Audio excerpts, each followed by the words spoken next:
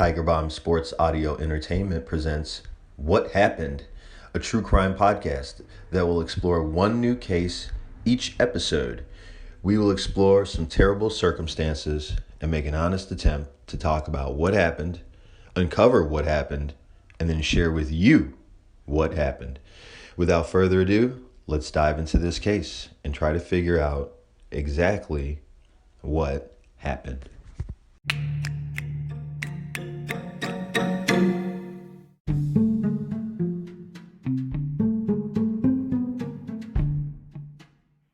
Welcome back, little Tiger Bombers. What is going on, everybody? This is another episode of What Happened. Happy to be coming to you guys. It's Ralph and Rosalie. What's up, Rosalie? Hello. Hi, how are you? Doing well. Excited to be doing episode 4 with you. Yay. I enjoyed the last episode. I don't know about you, but I thought it was cool. Yeah, I definitely. It was very time appropriate too. Like Mardi Gras coming up. We talked a little bit about jazz. So, yeah. Hopefully you all enjoyed it and got to listen, but that's awesome. I'm glad you enjoyed doing it. I really did too. This has been a fun ride and we're ready to just start getting into some more cool stories for you guys. And hey, if y'all didn't have a chance to listen to the last episode, I'm going to tell you where you can find it. Or if you're new to the podcast, if you're a first-time offender, welcome to the Slammer. We're excited to have you here. If you're a repeat offender, thank you. I love hardheads. There's more space in here for all of us. So a couple of ways you can listen to this podcast, guys, so we can all stay connected. First and foremost, our website. That's a great way to listen to what happened, right, Rosalie? I mean, you could go there. All the info. See all the info, the stuff that we post. And somebody actually commented to me this week, Rosalie, about the video. They looked at the video, the YouTube video that you posted of your case from last week. And they were just like, dude, that's nuts. And I'm like, yes, it was. So, guys, if you're interested. Yep. Oh, go ahead, Rosalie. I was just going to say there's also a lot of new things coming out about this episode we covered with Elisa Lam. So you will be seeing a lot more coming to you via even like Netflix is doing a documentary. And I think the LA Times is writing a whole write-up. So that's another way for you to learn more about the case that we covered last week with Elisa Lam. Isn't that pretty cool that we kind of covered it and then like, boom, literally the week after that, we see that Netflix is doing it. Right? Yeah. So, I was like, oh my God, we're so trendy. Very, very trendy. First time I've been able to say that about myself. But listen, guys, if you want a nice lead in to that Netflix series, I don't have a better thing for you. You should listen to the last episode. It actually plays out perfectly in timing if that's your thing, right? So, and if you have listened to it, but you know other people who may, like that Netflix series, maybe tell them to give it a listen too and shout the link to them. So, we can do this at www.tigerbombsae.com. That's the Tiger Bomb website where you guys can actually listen to all of the podcasts that Tiger Bomb Sports Audio Entertainment offers to you. But if you click on the What Happened page, you'll be able to listen to this podcast. And maybe you're listening to this there right now. So the cool thing is there's other ways to listen. But as I just mentioned, you can get those links to our references, links to videos, links to photos. I put a photo of where those murders were happening in New Orleans, a map of it, if you will, an old-timey map for the last episode. So cool stuff like that, anything that pertains to the cases. And I know there'll be some this week. So that's a great resource. Now, if you guys are on the go with your podcast, I know, Rosalie, a lot of people listen to podcasts during the day when they work and during their commute. You know what I mean? Yep. So it's kind of like we want to be able to meet you guys too. And it's easy to do. Everywhere that you listen to podcasts, you can listen to this podcast. So Spotify, iTunes, Stitcher, all you guys got to do is search for Tiger Bomb Sports Audio Entertainment. This podcast will pop up and you can like and subscribe. You'll actually get all the different podcasts that we offer. But certainly you want to catch what happened. So that's an easy way to do it. And then, guys, if you're social media people, we can meet you there too. It's actually really easy to find us. You can find us on Facebook. Our Facebook page is actually if you search on Facebook for @What Happened Tiger Bomb, page will pop up. You can also search for the Tiger Bomb Sports Audio Entertainment page. It's linked to that. We also put links to the show there as well. So those are all the ways you can keep up with us. Nobody's got excuses now, little Tiger Bombers. I better see that you're all listening to the podcast. Period. So, Rosalie, why don't you give our disclaimer, and then let's talk about the cases. Guys, obviously we're covering sensitive topics when we talk about murder or disappearances or what happened in general. And we don't mean any disrespect to any of the people that we're talking about. Our intentions are really just to bring awareness to the fact that this happens every day. And if we could just put a little bit, of a message out there, and if there's any way we could help, that's what we're doing. Although we do kind of banter back and forth. Again, Ralph and I really enjoy talking about these cases, and sometimes we do throw in a joke in there, but it's nothing to be, we understand these are all sensitive topics, but we also want to just be, transparent and genuine with our feelings and live our truth. Just say what we got to say, and we hope we don't offend anyone. That is not our intention, and we just hope that you guys enjoy what we have to cover today. Right on. Couldn't have done it better myself. That's secretly why I make you did it, Rosalie. So there you go. So what do you want to, I'll put the ball in your court. Do you want to switch it up? Do you want to, I know. Yeah, I feel like I've gone first, like the last couple, pretty much I think every episode. So I'm gonna let you go first. We're gonna share the limelight. Yeah. Equal rights up in here, okay? Yes. Especially with February on the rise here. Equal rights. Exactly. Yeah, guys, come on, it's 2021. Get with the program. So with that in mind, we'll talk about my case, and I'll just jump right in so we can save all the time for Rosalie, who's the better correspondent than the two of us, obviously. Fake news. I hope you guys enjoyed this case. These aren't events that I knew about prior to doing some research. I was just looking for a new case after the last episode. I know about a fair amount of really cool cases and stuff, but my thought was to decide on one that I knew and just kind of dive further into it. But in the course of doing that, I just kind of this case kind of just threw itself onto the train tracks in front of me. Ooh, I'm excited. What are you going to tell me about? Well, once I realized that yesterday was February 1st, well, then I knew that this was probably the case we needed to talk about. So today we're going to talk about Lloyd Gaines. Do you know who Lloyd Gaines is, Rosalie, by chance? No idea. And this makes me so excited because I feel like obviously we do a lot of research and we have listened to a lot of other great podcasts, but never heard of this. So I'm excited to hear about this. Yeah, so it's a first timer for both of us, which is great. So let's jump into it. And the funny thing is, we won't go as far back as we did in the last episode, but we are going to step into the Wayback Machine again this week. Most of Lloyd's life plays out in Missouri. But it's true, he was born in Mississippi in 1911. When he was a young teen, his father died suddenly. I wasn't able to really figure out what happened, but I guess it was he wasn't elderly or anything or sick. It was something maybe an accident or something, but his dad died suddenly. And it seems that this was a main reason he and his mom and his siblings moved to St. Louis in 1926. Who's St. Louis? What was that song? Get the stomping in my Air Force One.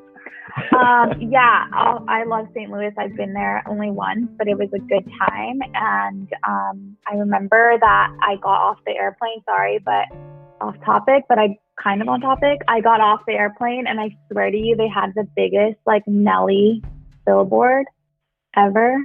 Right? Nelly's from there, isn't he? Oh yeah, he is. Oh yeah, he reps it hard too. Yeah. Actually, a lot of my enclave of friends that I've met here in LA are actually from St. Louis, if you could believe it. So Very Oh, near funny. to my heart. I know. It's Yeah. hilarious.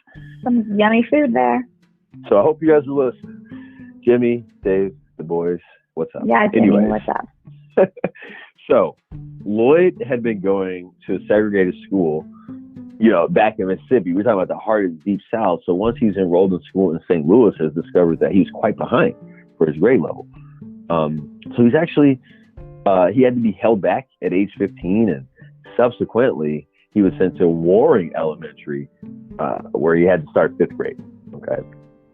Now, honestly, that's not a shock. As I said, they were from Mississippi.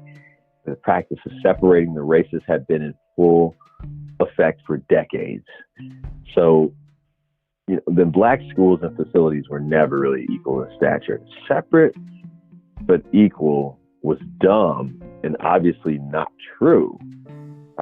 And it was all legal, though. That was the problem. Wow. So that's why you could have these black kids in these inferior schools, because separate but equal was actually legal. And I promise you guys, this is just like last episode, this is all building into the case. Okay. But they were all legal thanks to some landmark court decisions a few years before. Now, the biggest one of these before this time was probably Plessy versus Ferguson. I don't know if you maybe heard of that. It's the name that a lot of us learned in high school history or whatever. But it's a Supreme Court decision. It was handed down on May 18th, 1896, and its ruling enacted this separate but equal racial segregation and made that the law of the land for nearly 6 decades to follow. So this case is one of 3 watershed civil rights cases in American history, this Plessy versus Ferguson. This case was initiated from the 1892 arrest of a New Orleanian named Homer Plessy, who purposely tested the constitutionality of Louisiana's segregated trains by boarding a whites-only passenger car. This is one of Louisiana's most famous cases.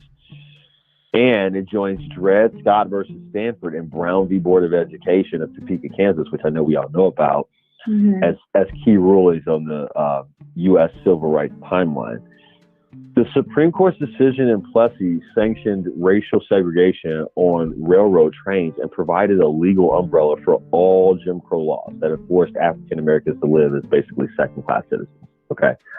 One thing that I thought was real interesting that I didn't know before, Rosalie, or maybe I forgot in all times they talked to you about that case, Homer was actually, so he's the son of immigrants. He was listed because they were all about like your percentage of how you're white and black and what other races and all that stuff back then at that time. He was listed, so he was listed as 7/8 Caucasian. Wow. They but really, they were. Yeah, but that's not how they tell it to us, right? They'd be like, he was standing up for black rights or whatever. So doesn't that put a different tint to it? Because it's like, when you think about it, it's like he purposely had to be the one to do this. Like, does that make sense? It was like, I think for a lot of people, there was a lot at stake to be like, well, here's a person that's nearly white. So this ruling is going to hold a lot of weight, right? Right, yeah. He's nearly white, right? So all that kind of needs to be put into context. But that was a big thing back then too, to put that on there. I recall when Taylor's mom was doing like Ancestry.com, and she found her, her ancestors' birth certificates, death certificates. They would list on there like all these things, like even they listed her great grandfather as like mulatto, or like all their like what percentage of this or whatever. So that was a big thing that they definitely did. Huge thing for them. So that Plessy case foreshadowed the civil disobedience methods of the civil rights movement of the 20th century, doing stuff like picking him to try to pick that fight. You know what I mean? Stuff like that. They would try to, it really became about like legally trying to be clever about how you build these cases, if that makes sense. So due to this ruling, Lloyd had received a crappy education in Mississippi, to say the least. But honestly, it wouldn't take him long to reverse this, Rosalie. And that's pretty dope. Once he got to this new environment in St. Louis, in high school, this dude is killing it. right? Like he starts off a little slow. They start him in the middle school classes, but he starts picking up pretty quickly, and he's excelling in his coursework. So by the time he's in high school, this dude's on the debate team. Wow. Look, the brother graduates at the top of his class from Vashon High School in 1931, and he does it after only 3 years of high school. So wow, like, and he started off like so behind. Dang. So he really hit his stride, right? So we're talking about like a dude that just he just saw the goal and went for it, and really starts to skyrocket very quickly. And in fact, he wrote this essay that ended up winning him a $250 scholarship for college. So I did a little research. In today's money, that would be just under $4,000. It's about $3,990. And I did some more research, and it seems like this would be a pretty good amount. I was going to say, yeah, that must have been 1931. Yep, pretty good amount. So Lloyd enrolls at Stowe's Teacher College for a year. It's basically the Black Teachers College in Missouri.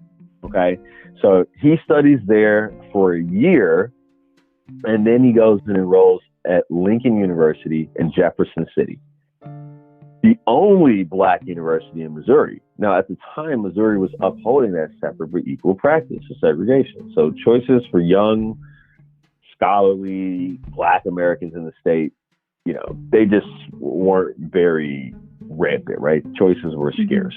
So Lloyd continues, for his own sake, Lloyd continues his good show in the classroom. So Lloyd actually graduates from this Black liberal arts school in 1935 with a degree in history.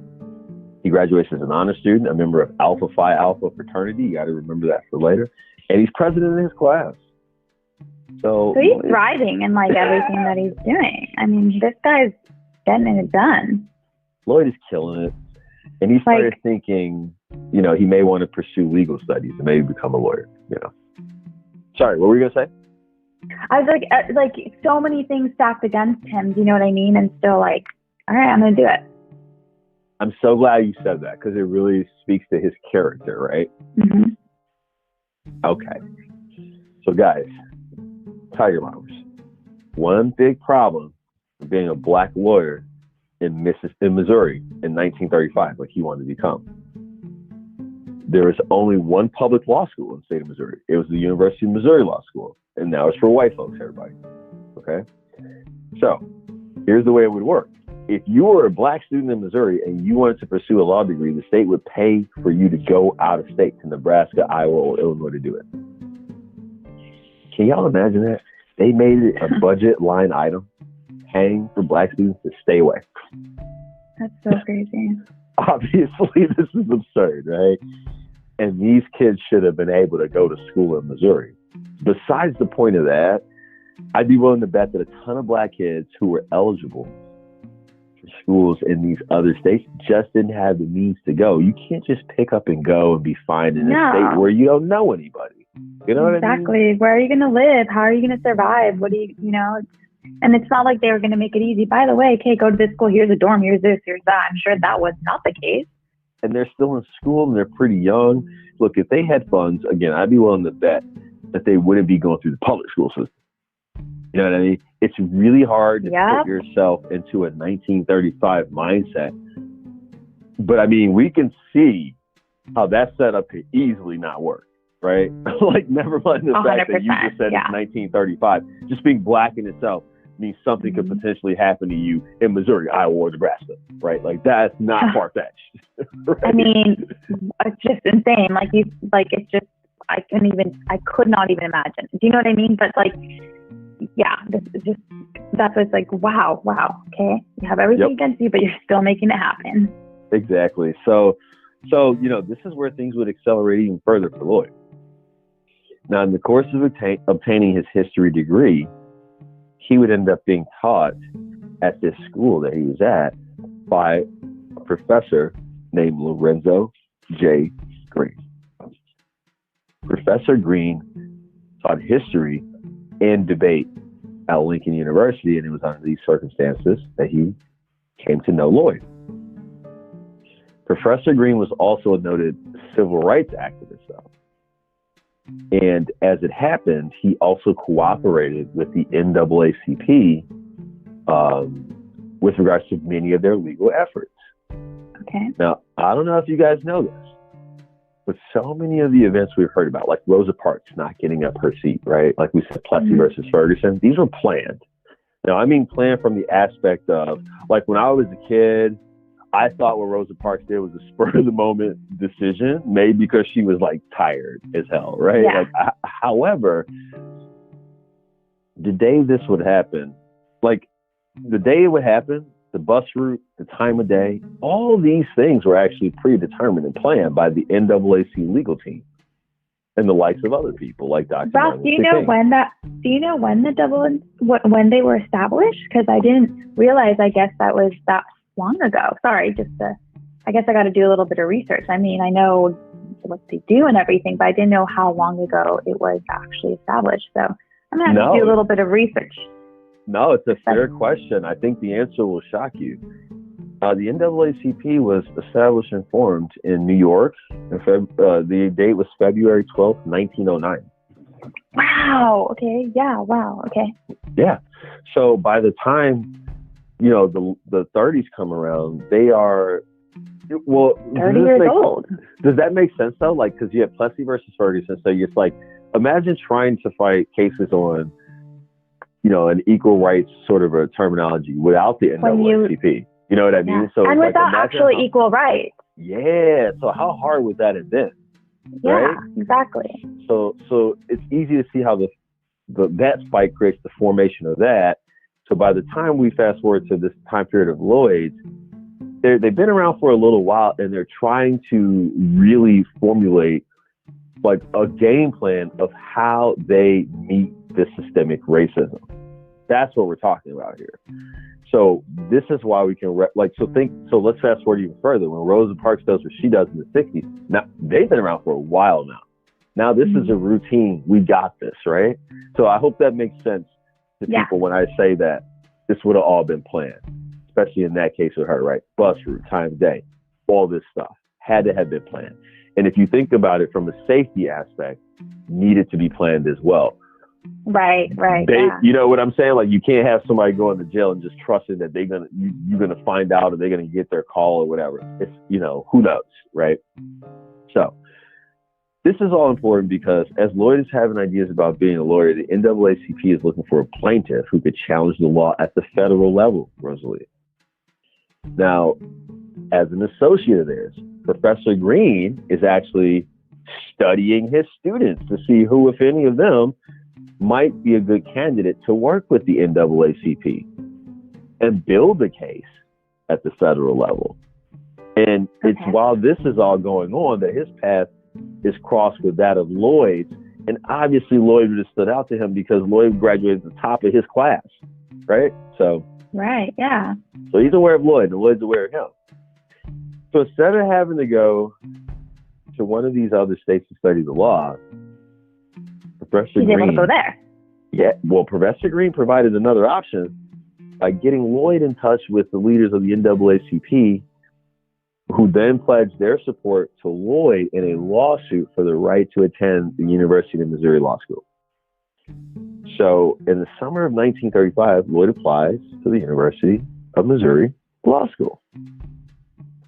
Now, the school registrar was a student named Paul Silas, and there's politics involved here, right? So there has to be, right? Yeah. So to this man's credit, this white dude's credit, he tries to just ignore the application. Like, I think we all see how that would be the easiest thing for him. Yeah. Right? Like, just like, nobody applies. What are you talking about? So he actually refused to make a decision regarding admission for Lloyd.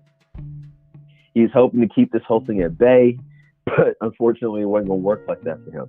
The NAACP brought the axe down on him, so to speak, when they sued him to force him to make a decision.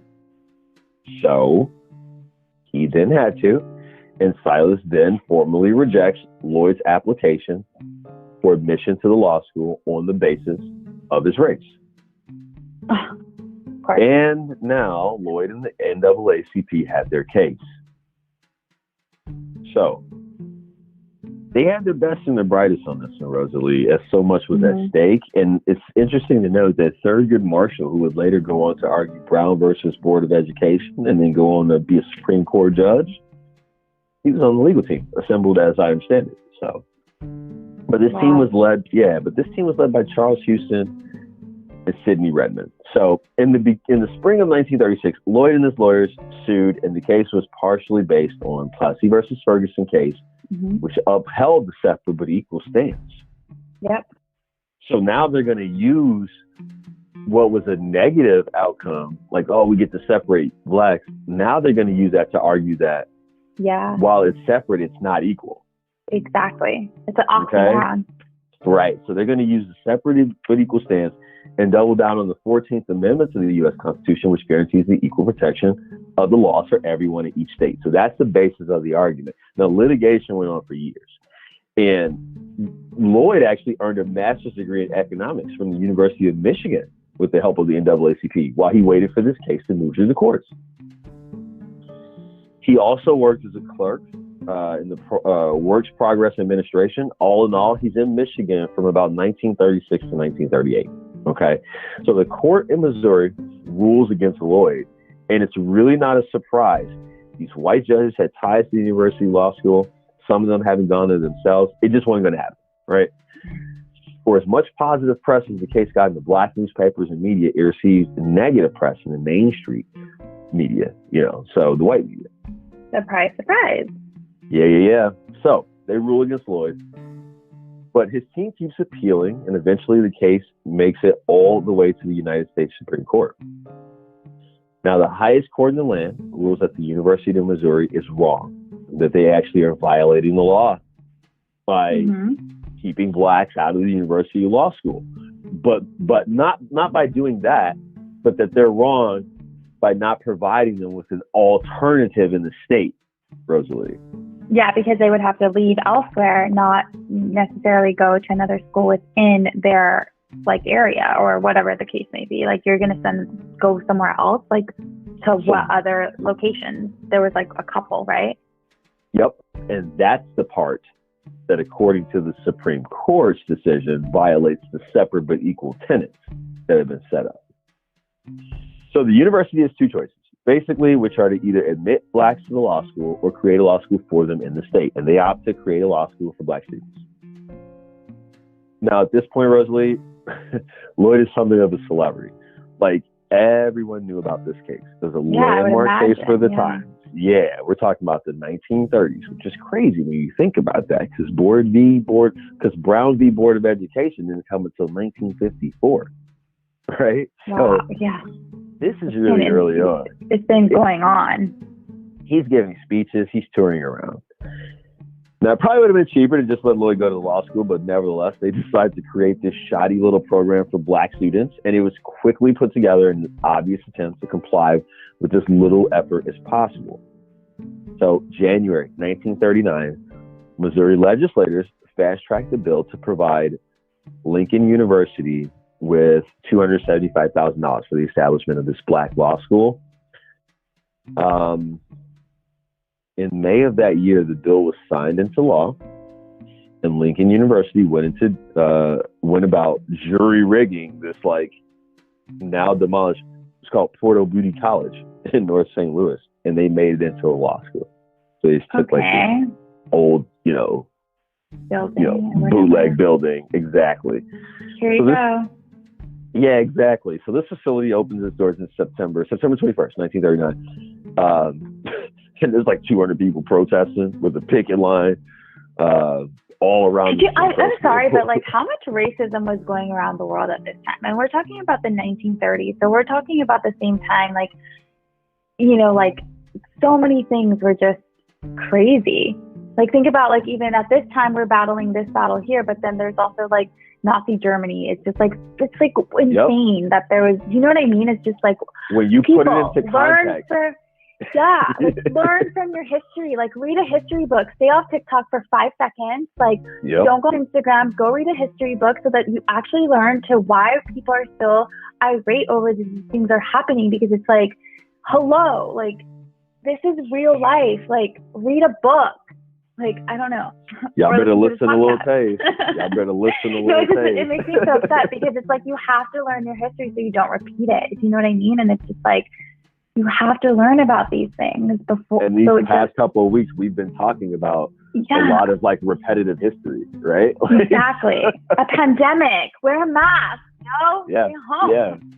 Lil Tay says, let's make those shirts. Lil Tay says, we're a man. All right. So, look, a total of 30 kids showed up for class the first day. But Lloyd wasn't one of them. Instead, the NAACP was preparing a case that would argue that this new black school created in Missouri was not, in fact, equal to the one created for white students. So it's going to be another round of court battles.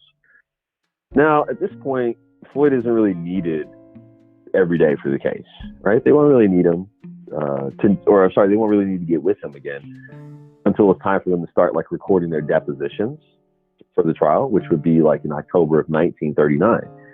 And it's at this time when the lawyers start to reach out to get ready for the next round of the hearings that they discover that Lloyd is like nowhere to be found. Oh no. Yeah.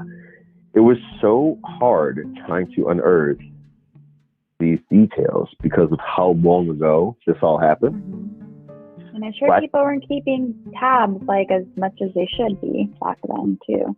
A lot of stuff played into it. Look, black people at the time, kind of like today actually, black people at the time had a distrust of the judicial system and the police system when it came to solving crimes against black Americans.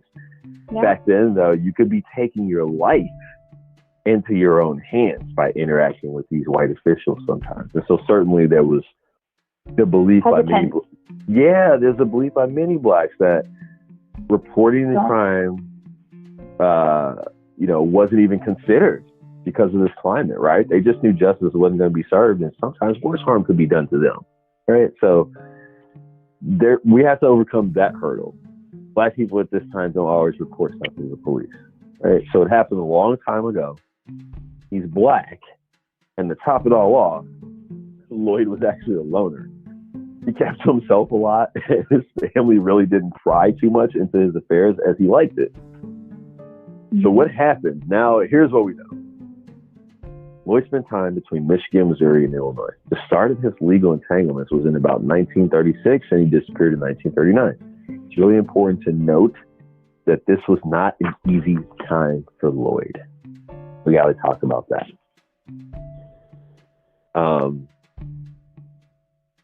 Yeah, I mean, even if it's crazy to think like how educated and driven and everything that he was, it still wasn't an easy time for him. That's just like, wow. Yep. So here's what it amounts to.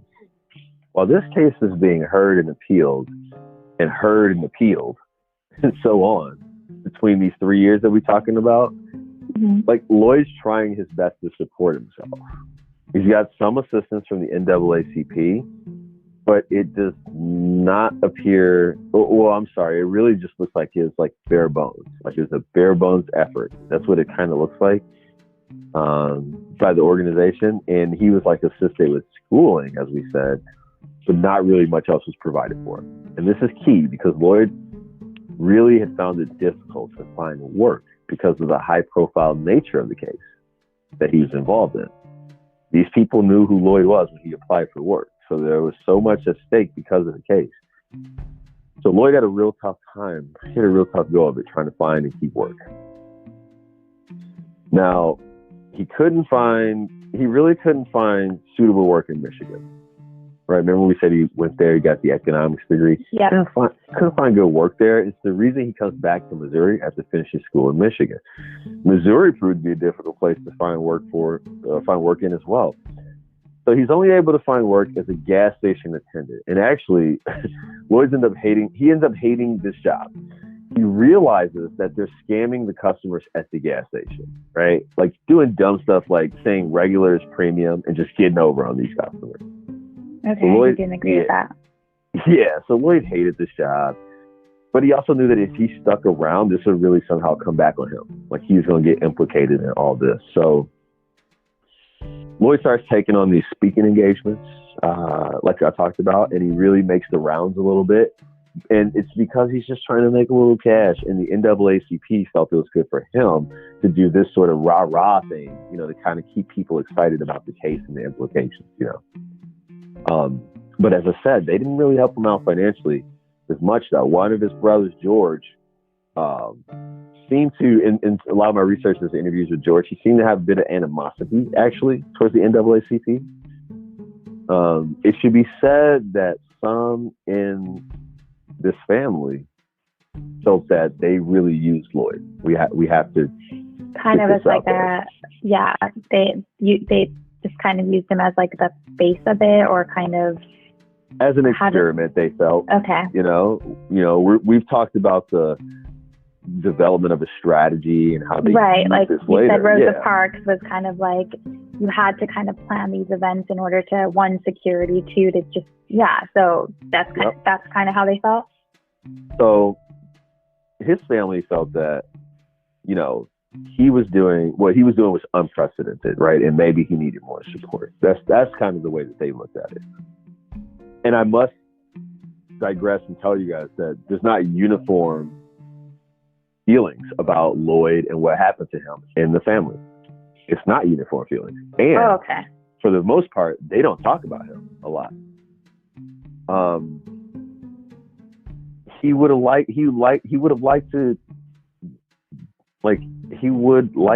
to have done the speech then, right? Like they wanted him to. But it's stuff that for George that killed him. Like, for example, like he tells about in this one article, he's talking about this one time where Lloyd's gonna do a speech or whatever, but then he has to like come borrow money for him for a shirt so he could look presentable, right? So the family just like felt like he's being used a little, and it writes as though they sort of felt that he sort of felt used as well. That's kind of how it comes across. We have to mention this because he was really feeling stressed and pressured and already short on cash. Lloyd was frustrated with his inability to find work and really frustrated with the fame and all the trouble it was causing him. Some felt that Lloyd never intended to even go to law school in Missouri, but instead was like, a lot of people this is kind of my option. That he was fulfilling his duty to see the case through anyhow. Right. His mom was one of the people that she said the last time she saw him that she asked him if he was really going to go, and he said he wasn't going to go. That's what he told her. Okay. That he wasn't going to go. Yeah, that's what she said. Either way, this is kind of a depressed and dejected man. Basically, is what we're getting at. So this is actually what takes Lloyd to Chicago. And he's Chi-town, and he's looking for some better opportunities. Lloyd kind of leaves suddenly and did this loner thing. His friends and family weren't especially shocked that he's kind of sticking to himself. But what did shock them was that he just walked out on his job, even though they kind of didn't like it. He just quit it. We talked about how hard it was for him to find work, right? So he just and then he just leaves the job he finds. So they're all like, okay. But then we actually have a letter. We have a letter that Lloyd wrote to his mom back in Missouri when he was in Chicago. The letter is dated March 9th, 1939, and it's the last known correspondence that we have from Lloyd. So I'm going to read it. Yeah, I'm going to read it pretty quickly. Okay. Dear Mother, I've come to Chicago hoping to find it possible to make my own way. I hope that by this letter, I shall make very clear the reasons for such a step. As my publicity relative to the university case, I found that my race still likes to applaud, shake hands, pat me on the back, and say how great and noble is the idea, how historical and socially important that the case is. And it ends. Off and out of the confines of the publicity columns, I am just a man. Not one who has fought and sacrificed to make this case possible. One who is still fighting and sacrificing, almost to the supreme sacrifice, to see that it is complete and the lasting success for 13 million Negroes. No, just another man. Sometimes I wish I were just a plain, ordinary man whose name no one recognized. If nothing turns up by then, I'll have to make other arrangements. They fast forward through this letter, And at the end, he says, should I forget to write for a time? Don't worry about it. I can look after myself. Okay as ever, Lloyd. Now, the part they fast forward through the letter, it took me a while to track it down, but I found in the University of Missouri Archives, I think it was, I've got the references linked, and I got the letter. I found the letter in his handwriting and read it. So it's like a couple of pages. Yeah. And so the part that they skipped out on is he explains to his mom how he gets from Kansas City. Missouri to Chicago. Basically from Kansas City to Chicago, like how he got there. Tells her about what was happening at the gas station, how that was going to come back on him and all that stuff, right? And then at the end says, don't worry about me, like always, right? So he goes to Chicago to look for work, and he's at the end of his dimes. So he's there at the local house of his college fraternity. Remember when we said he pledged the fraternity? So he has nowhere else to go. So Lloyd goes to the local fraternity house, the local chapter of that fraternity, and they take him in. Now, on a cool and rainy night in March 1939, Lloyd Gaines left the house. He said to the door attendant that he was going on a quick errand to buy some stamps. The 28-year-old Lloyd Gaines was never seen or heard from again. Just disappeared. Now, as we said, he was a loner. So days would pass before anybody really recognized that he was missing. And unfortunately, it took another 7 months before his disappearance became public. When it did, newspapers... 7 months? 7 months. There's a lot of... I mean, I know he was a loner, sort of feels but... like, why is it... Like, there are members in his family that basically, specifically say, how did the NAACP not know?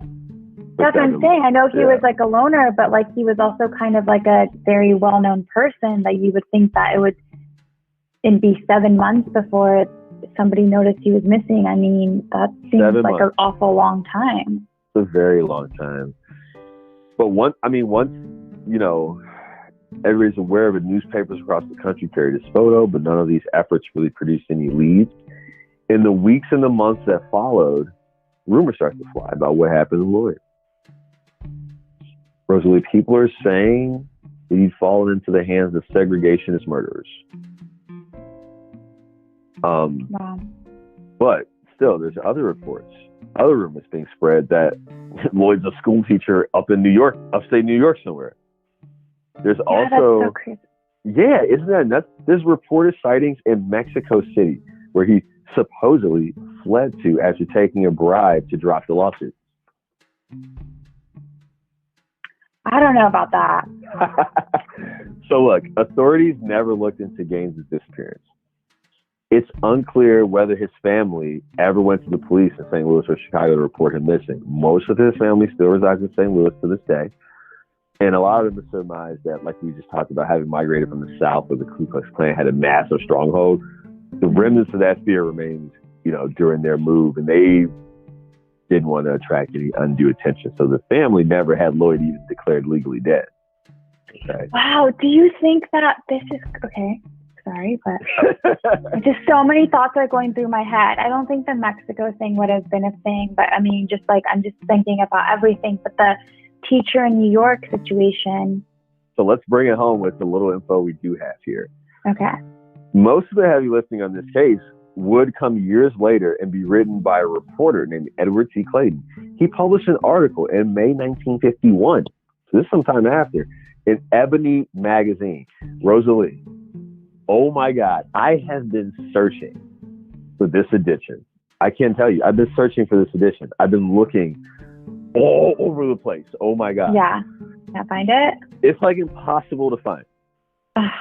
A lot of this has okay, guys, if anybody has this magazine out there, please let us know. It is impossible to find. I'm glad we pushed back our recording here because I spent days just trying to find this story from this dude. And magazine. A lot of the problem is that Jet is no longer in publication, and Jet and Ebony were sold by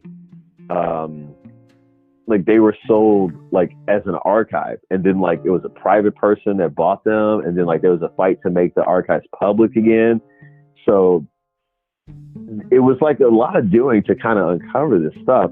But the fact of the matter remains is it's really impossible to come by it because much of the archive, the Ebony archive, remains intact and had been sold and preserved. But unfortunately, the archive really begins in 1957. And this edition we need, which featured Josephine Baker on the cover, is actually from 1951. And it's like really hard to find. Guys, wow. On the website, I have posted the picture of the cover of the magazine. I have a link on there of an eBay bid where supposedly somebody has it. And so if you want to take a bid, somebody should buy that bad boy so we can all read the full article. Yes. I have found a section of it, Rosalie. It's like the first 2 pages of the article, but in one story, they reference how long the article is, and I can see how many pages I'm available to read in the sample I found, so I know it's not the entire article. Okay. But I'm just sure that much of what can be taken from it has been taken from the various sources I ran across doing the research. So I just say that so full disclosure, I did not get to read the whole thing. Okay. This is the best you could do. If you guys want to, if anybody else has it, please let us know. Okay.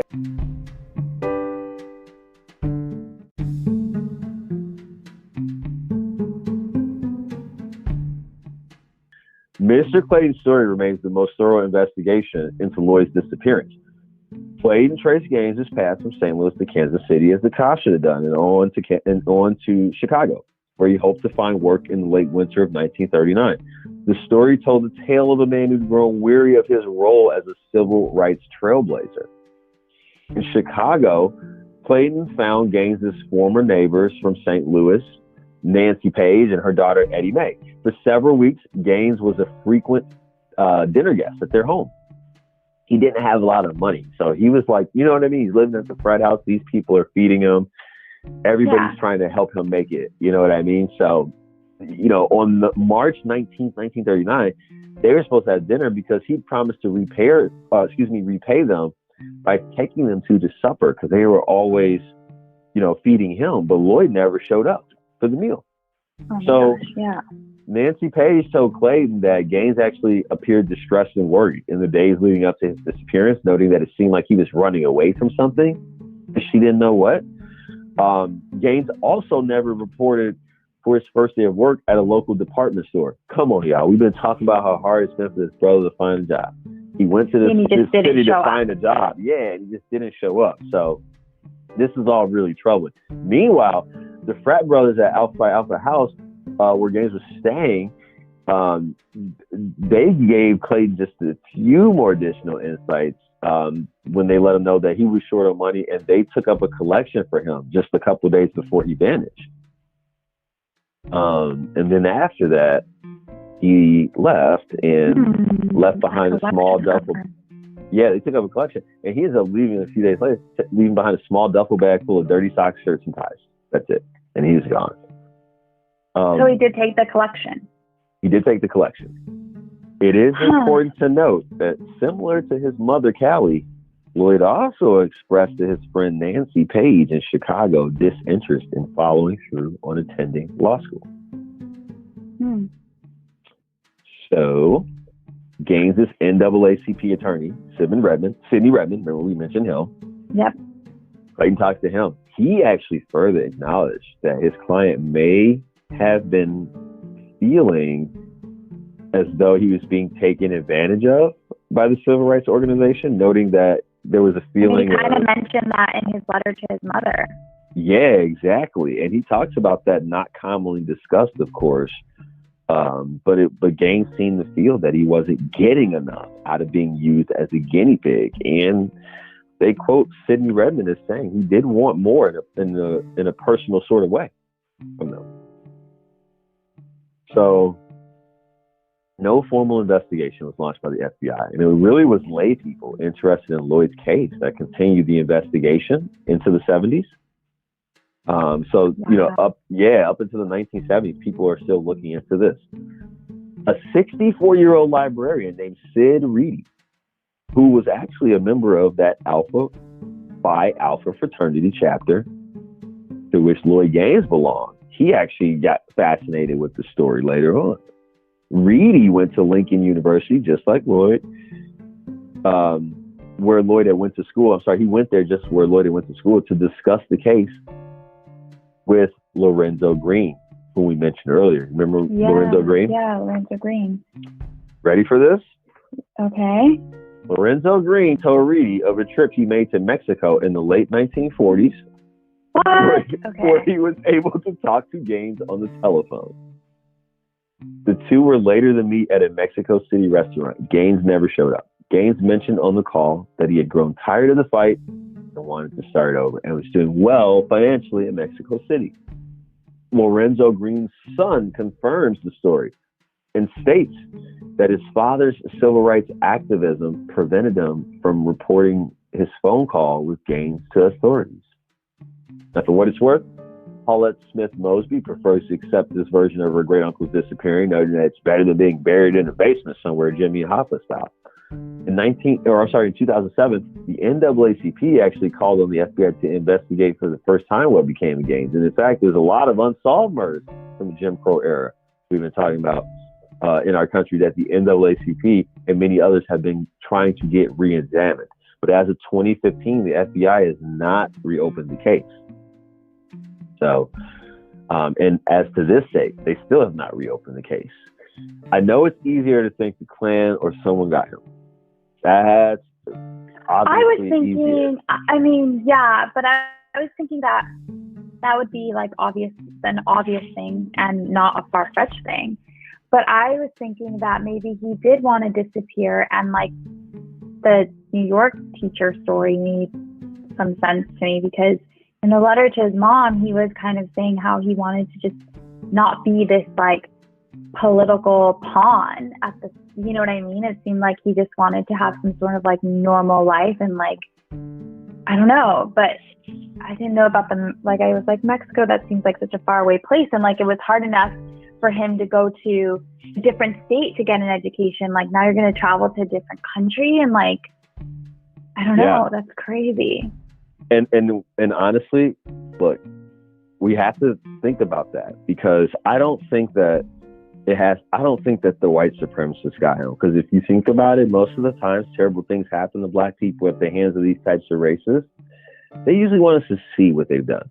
It's less about hiding bodies, right? It's less about that. It's more about burning crosses and public lynchings and so on. So it's possible, that he was a victim of a racial hate crime. Sure, it's possible.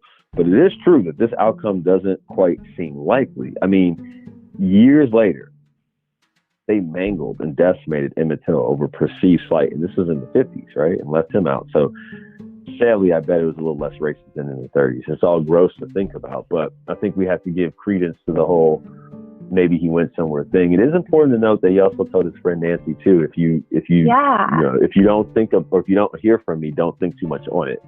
And even in his mind, like, I just have to kind of go take care of, I'll be fine sort of situation is kind of how he closes that letter in a way. Yep. So and the fact that his parents never declared him missing, or his family never declared him missing, also speaks to the fact that maybe they knew something more and were protecting him because that's kind of what he wanted, as far as like he didn't want it to be like, oh, that's interesting too. I never even thought about that. An investigation, because like, wouldn't you declare someone dead after a certain amount of time? Like, if there was no investigation, if there wasn't anything, just to kind of have that sort of closure. But if they never did, and like back then, it wasn't like, okay, it was a lot easier to assume a new identity back then than obviously it is today. So yeah, there's some like, what happened? Like, who knows? But pretty interesting. It's like, who knows, man? He really could have just disappeared.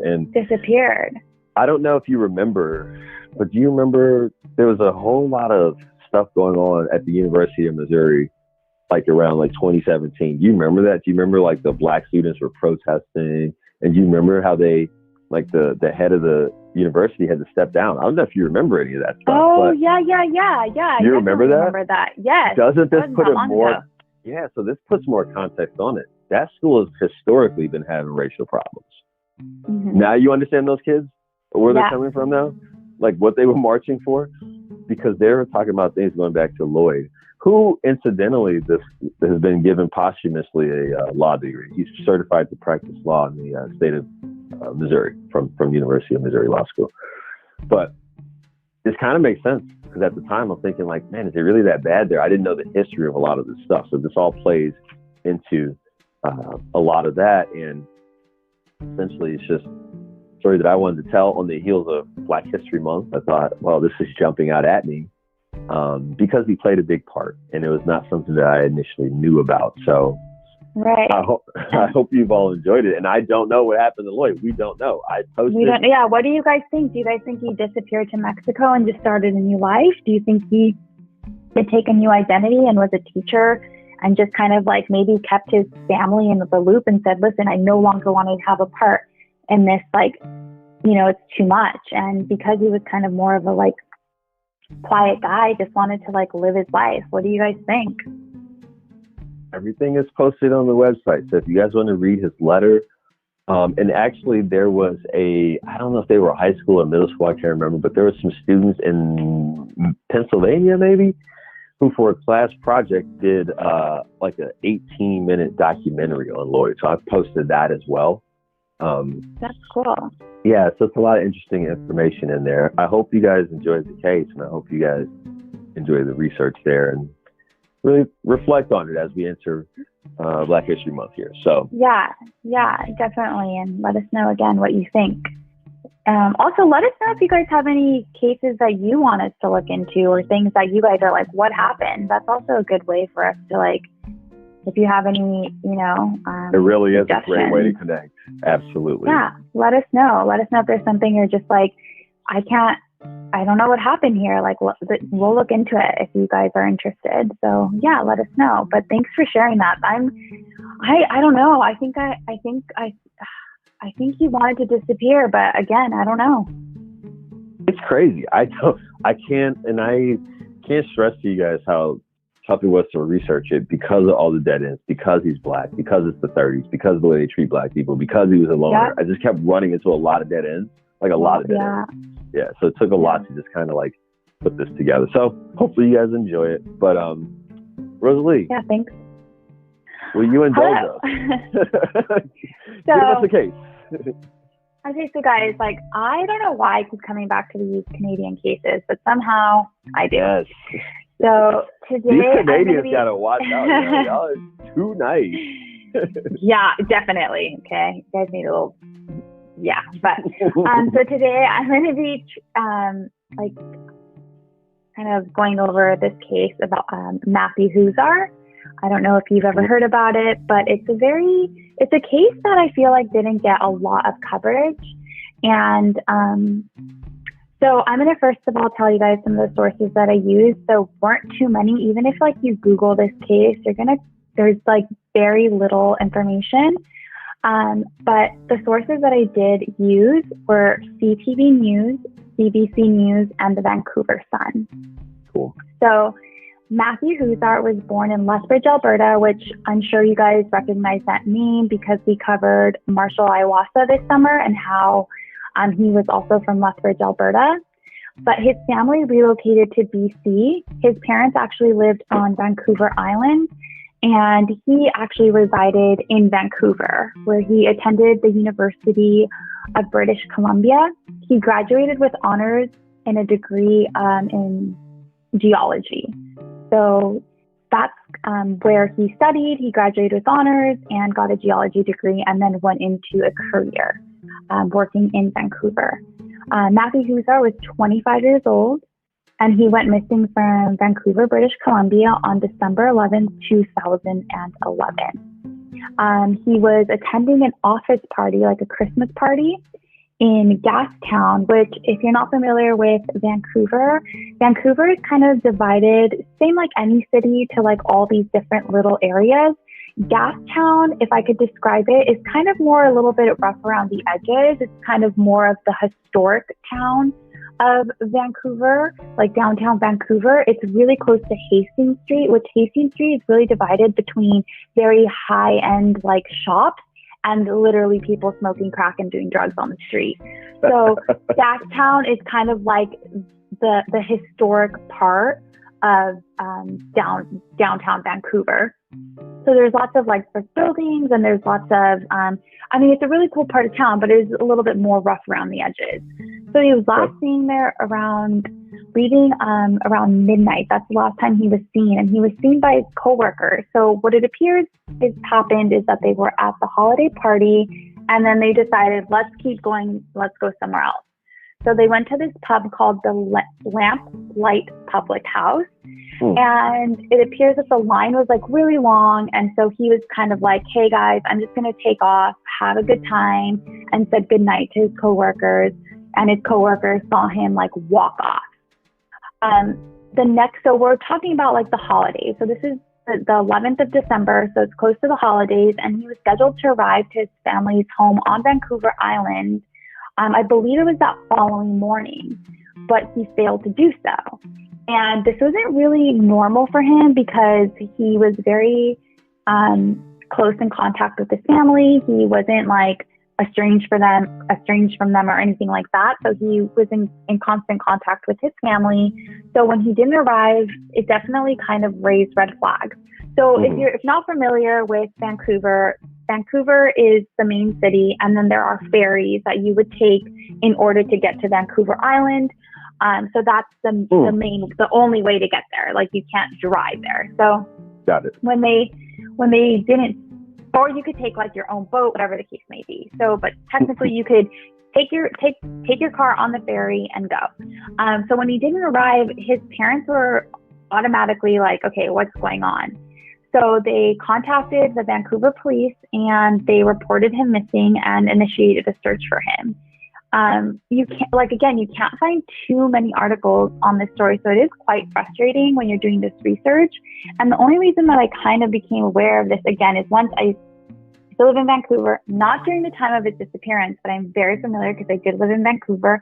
But two, again, he's from Lethbridge, which is a small town in southern Alberta where my husband's from and a lot of friends are from. So that's kind of how this again came to my attention back in 2011. Okay. So his family, automatically went to the police, reported him missing, said this is definitely out of his behavior. He wouldn't just disappear. Police did do a search, and they did go to his apartment where they did say that he didn't arrive that night. So the last time anybody had seen him was his coworkers watching him walk away from the line that they were all standing in at the lamplight. So his family, starts to do a search along with police. They also contact media and put out posters all around Yaletown, all around downtown, all around Gaslamp where he was last seen. They kind of just like go into full force as far as like looking for him. They even go and offer a $10,000 reward in order to have any leads that may lead to like any clues, like where did he go? It was just not like him. But they didn't get very many clues. They did find a video of him the night he went missing, and it was a video of him visiting an ATM. So there is a live video of him going into ATM, pulling out some cash, and that was it. And they did make posters and handed them around. His family describes him as a person who wouldn't just disappear. So, when you are of a certain age, even though your family knows your habits very well, it's not taken very seriously. So we got to think, okay, he is a 25-year-old male. He is, he disappears, but he can, and there isn't really many clues. So it didn't get too much attention. And I think police, again, 25-year-old dude, it's like, oh man, like he could just be like chilling. Don't worry, what I mean? he'll show up. Exactly. So, yeah. I didn't know him personally, but again, a lot of people from Lethbridge knew him and described him as like a really nice, kind of shy, kept himself, but like a good guy overall. And he was close to his family. In fact, a couple of days before he went missing, he took his younger sister out on his sailboat. So he was very passionate about sailing, and he had actually purchased a very nice sailboat 6 months prior to him and his disappearance. So according to all of his friends and family, he was super excited about this purchase. He was actually obsessed with it. He was, in fact, his dad in one of the interviews said the only thing that he asked for Christmas was books on sailing. So he purchased this boat, and he was like dedicated to like, you know, sailing and just excited about his plans on his new purchase. He did also have a girlfriend at the time, but she was living in Colorado at the time of his disappearance. She did also go on the news and kind of explain a little bit about him and kind of gave us a little information on who he was as a person, and that this is definitely out of his character. And she did fly out to Vancouver to assist in the search for him. But she also said that there would be no reason for him to disappear. He just graduated from college. He got a job. He just bought a sailboat. He was super excited about his future, graduated with honors. Like, there wasn't any reason for him to disappear. There was also no signs of any mental health issues or anything like that. No enemies? No enemies. There was just nothing. Like, this guy was a well-liked, quiet, like kept to himself, had a plan kind of guy. And so he just disappeared. And so it honestly went cold after that. His parents did make a couple of pleas with the public, again, offering that reward. But after a while, it just kind of lost traction. And on the anniversary of its first year, they did go on again to the media. And, you know, it was really just so heartbreaking for this family to just not know where your son went. And there's absolutely zero clues. There's nothing to go on. He literally vanished. And around the holidays, there's just so much there that's just so sad. Yeah. But nothing really came of it. There were no leads. And I mean, it still remained as an open case, but again, no leads. So this is December 2011. And then on December 31st, 2013, so we're talking about 2 years after his disappearance, his body was found submerged in the water along with his wallet containing the cash, containing his ID, everything. And he was found submerged underwater in between docks and boats located at a place called Quayside Marina in the waters of Fraser Creek, or False Creek, Vancouver. So the way that Vancouver works, it's an amazing city. The way that it works, it's like marinas everywhere. So there's boats, and there's just so the coroner said that they found no evidence of foul play. And they said that he, you know, before he went missing, he had bought this boat. So it wasn't like out of the realm to believe that maybe he had walked down there to check out the marina. But also we're talking about him walking down there at midnight, because that's the last time his friends saw him. Also, how did his body stay underwater for 2 years? Why would he go down there that late at night? Like, you're not going to take the boat out at night like that, like by yourself. No, and his boat wasn't anywhere near where he was found. So they said that there was no evidence of foul play. However, that because his body had been underwater for so long, there was no determination of, you know, no definite evidence that there wasn't. But even from the beginning, they said that there was essentially no foul play in this case.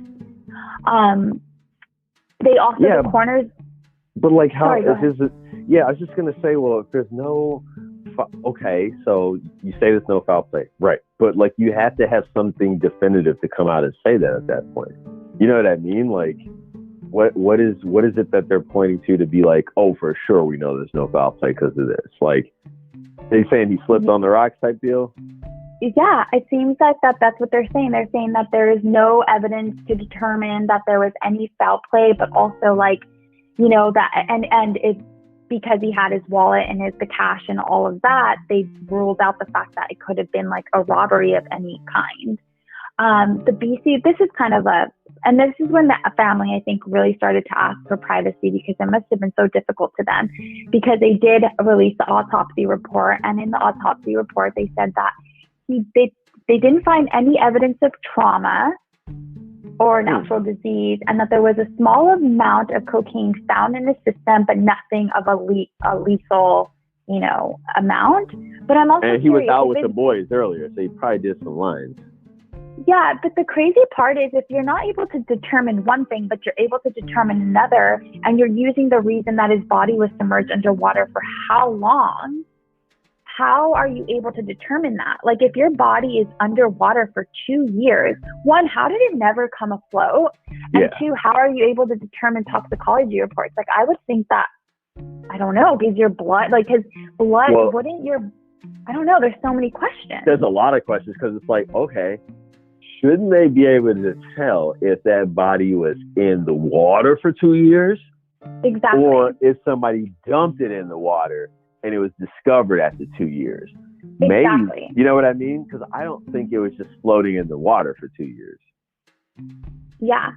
Yeah. And honestly, that's kind of where this story ends. It's like this kid, young kid, went missing. They try to find him. It's out of his character.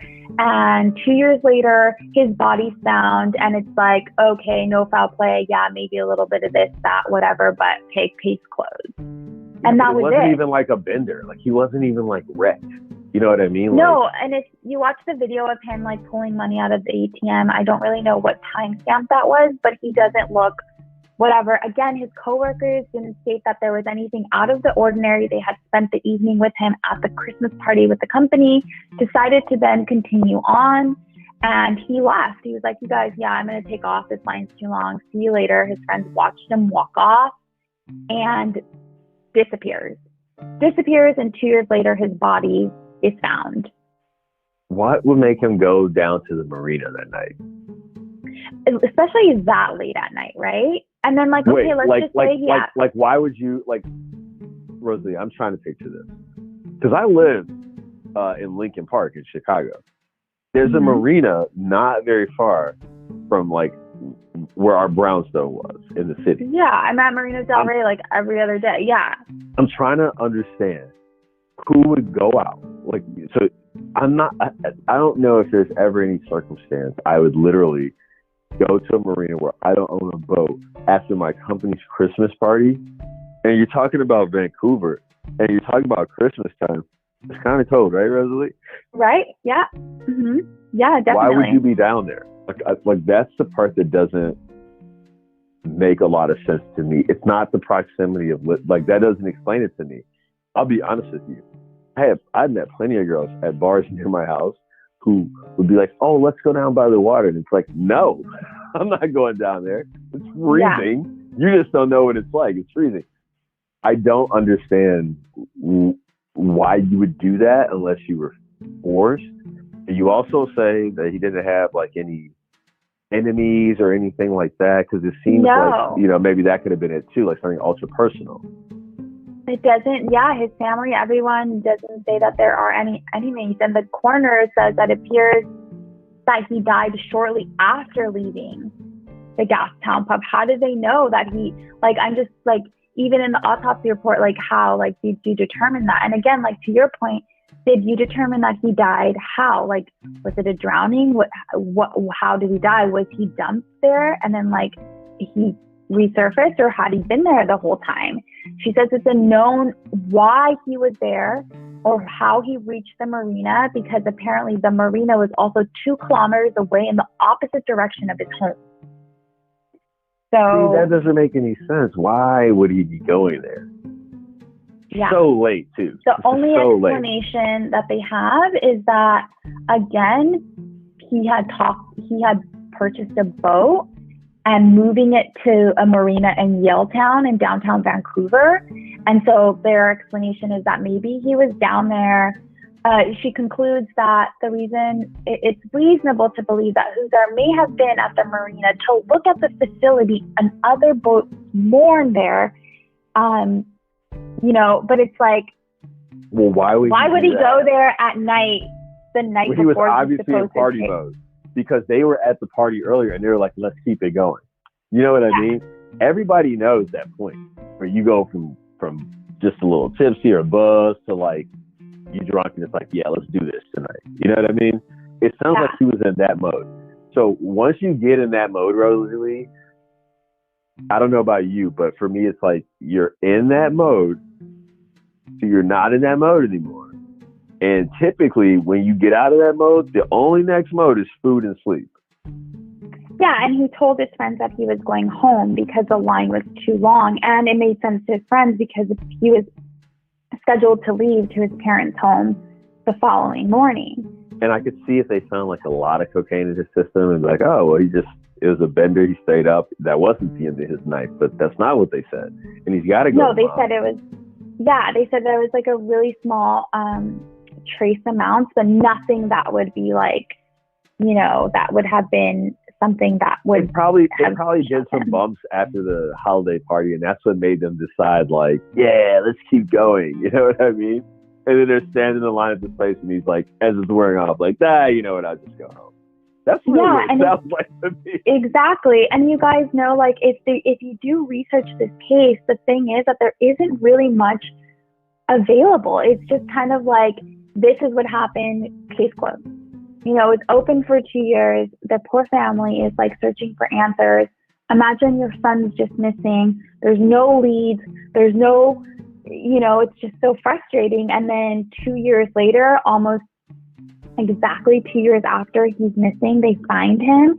And there's really like, it doesn't even say, like, there's no, like, I did so much research at the time and even now, and it's just like, there's not very much information on those 2 years and if anything was done or what was searched.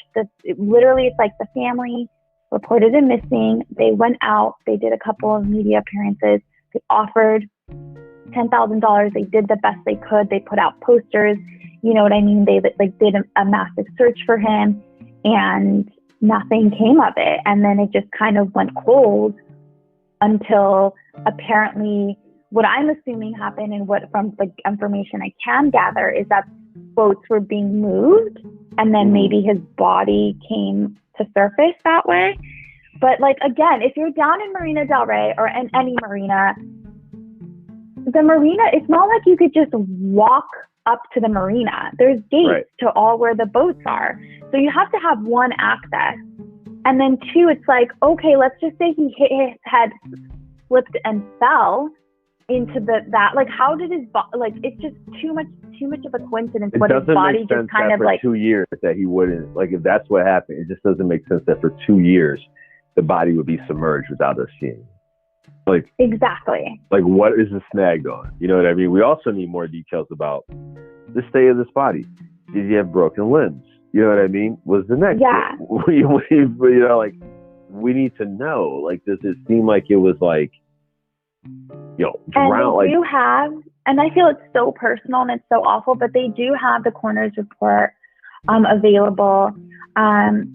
It says that the medical cause of death is undetermined due to, there's just like so many things, like everything's kind of like undetermined. And it's just like, I do feel like it's an invasion of the family's privacy to like have this out there, but it is out there. I just feel so bad for them because it's like, imagine 2 years you're missing and you just have no clue what's going on. And then this happens and it's just like, I guess like a large yacht was maneuvering into position along the dock. And when that happened, it dislodged the body from beneath the dock. But like and the occupants of the dock called the police to report their findings.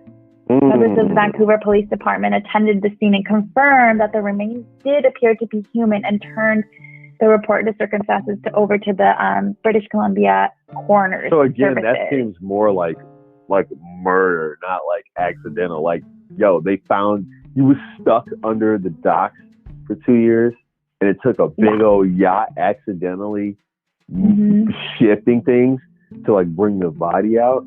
So wherever you were, you know what I'm saying? Like, I don't know. That seems very, man. Yeah, I'm trying to think what would carry him down there to a place where he didn't have a boat that time of night after he'd been partying, after he was supposed to go home because he had to meet his parents early the next day. I don't. And everything on his body was intact. So like his body was under there. And also like they found his wallet containing the remainder of his identification. They had his cash and underneath his clothing. So I'm assuming it was like maybe he was wearing a jacket and then like his wallet was in his pocket.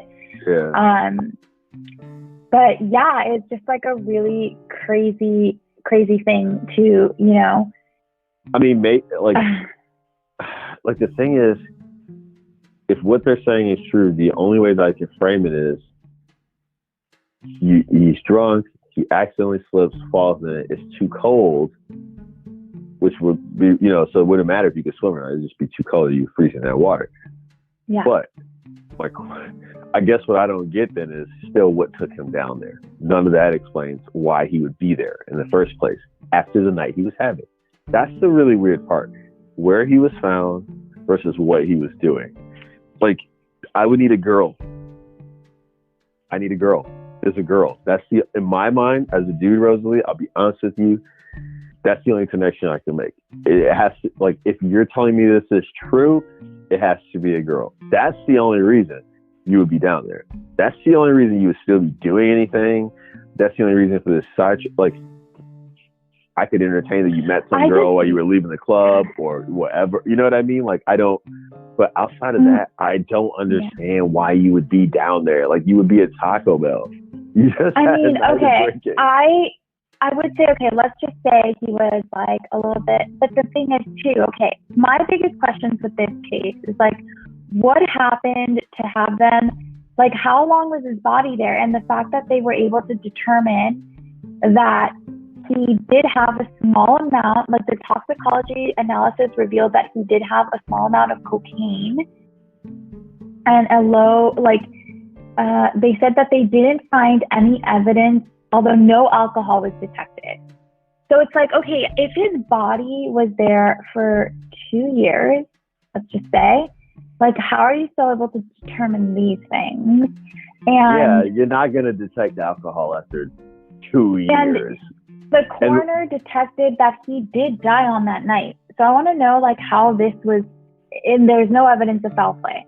So she was able to determine that I therefore find that Matthew David Huszar died in Vancouver on December 17th, when he went missing on, what day was it that he went missing? On the 13th, I believe, 2017, of undetermined causes. I classify his death as undetermined and make no recommendation.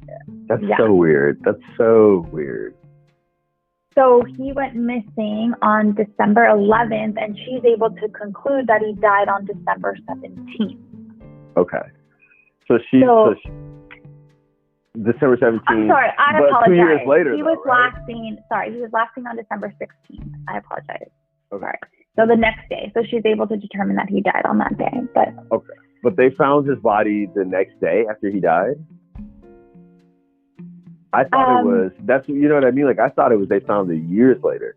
No, they did. They found his body on December 31st, 2013, and he went missing on December 16th, 2011. Yeah. So they did find his body way after. I apologize. Yeah. I said that he went missing on December 11th, but he went indeed missing on December 16th. His body was then found 2 years later on December the 31st, 2013. Which actually, if you look at a couple articles, and here is the inconsistencies with the articles in it of itself. The CBC News says that he was recovered on December 13th, and then CTV News says that it was on the 31st, but it was indeed on the 31st that his body was found, not the 13th. So even within the media, like, I mean, it's a typo, but still, that's a big thing if you're like covering a missing persons case. Definitely. Probably want to look into that. But so he did go missing on the 16th of December, and he was found on December 16, 2013, 2 years after his disappearance. I mean, I guess you could say, like, based on body composition and decomposition and rot or whatever, it'd be easy to say, okay, this body is 2 years. You know what I mean? Like, but I don't know. Like, do you have to have so much of the remains intact? I think, but maybe 2 years is still enough time to where it's like, it's not like 10 years or whatever. Maybe it's not that much decay. I don't know how all that works, but it seems pretty strange to me. Right? Yeah. This is one of those cases again where I'm just like, this guy, again, if you've ever been to a marina, like, even if you were to fall off, like, and hit your head or whatever the case may be, okay, let's say, okay, it's midnight, he went down there for whatever reason, he fell, hit his head, and like, but then like, Oh, it's moved. Like, you're telling me that nothing moved in 2 years? That's what I'm saying. That's weird. What seems more plausible is like maybe he was thrown in, weighted down, and whatever was keeping his body down, like eventually gave way, and then it floated up. And when it was moving that yacht, maybe, that's when it came about. But it's like, dude, I find it hard to believe that it's just, stuck up under some boat for 2 years until they like moved it, and then it's like, oh, look at that. Like, nah, I don't know. Yeah. So, yeah, guys, that's the disappearance of Matthew Huszar. And again, it's one of those cases, it's like, man, ¿qué pasó? Because it's just, I find so many, like inconsistencies as far as, like, just, like, and again, I'm not an expert, so I don't know. But, like, even when we talk about the Lisa Lam story where her body was found even a month after in that tank. Yeah. And they talked about the state of her body and stuff like that. Like, that was only, 1 month? We're talking about a body being submerged underwater for 2 years. But again, doesn't seem to be very, it seems very vague. So it's telling us that they determined that he died on this day, and then he was found in the water this many years later. So I'm assuming that they are coming to the conclusion that his body was indeed in the water that entire time. But that's also not. That's what's hard. That's what's hard to buy. It's like, how did it not get seen that whole time? So, man, what a case. That's a weird one. That's definitely a weird one. I like the peculiar ones that make you go, and that's definitely one of those. So, yeah, guys. Wow. So let us know what you guys think happened. Any of your thoughts on what could have occurred. If you guys are familiar with marinas, is this something that could have happened? Let us know. Let us know what you think.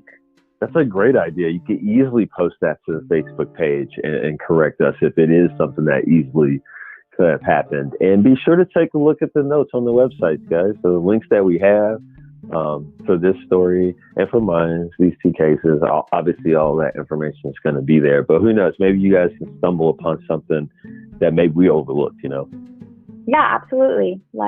Keep us in the loop. But thank you, guys. Thanks, Ralph. Thank you, Rosalie. This has been another fantastic episode. From my perspective, I hope you guys enjoyed it. We've given you all the information earlier as to where you can find us, so you got no excuses, you dirty rascals. Give it a listen and maybe share it with somebody else. And we really hope you guys enjoyed the cases. And as always, I'll say whether it's true or not, but hopefully we'll have another podcast sooner rather than later for you guys. Yep. We'll be bringing you some more what happened. Rosalie's got some big ideas, so we're going to expand a little bit. So I think you guys will like it. Stay tuned. Yeah. Stay tuned. Absolutely. Well, that's all right, guys. Have a good day, evening, whatever time you're listening. But thank you. And we'll catch you next time. Peace. Peace.